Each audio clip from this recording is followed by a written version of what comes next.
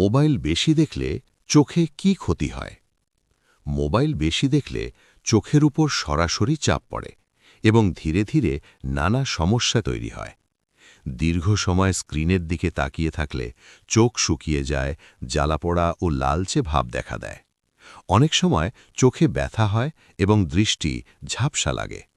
মোবাইলের নীল আলো চোখের স্বাভাবিক বিশ্রাম নষ্ট করে, ফলে মাথা ব্যথা ও ঘুমের সমস্যা হয়। বারবার চোখ না পিটপিট করার কারণে চোখে পানির পরিমাণ কমে যায় এবং চোখ দ্রুত ক্লান্ত হয়ে পড়ে।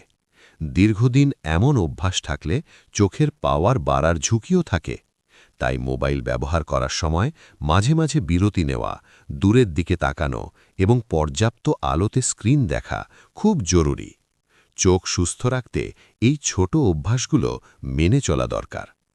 এমন গুরুত্বপূর্ণ স্বাস্থ্য তথ্য পেতে হেলথ কথা ইউটিউব চ্যানেলটি সাবস্ক্রাইব করুন এবং আমাদের ফেসবুক পেজ ফলো করতে ভুলবেন না।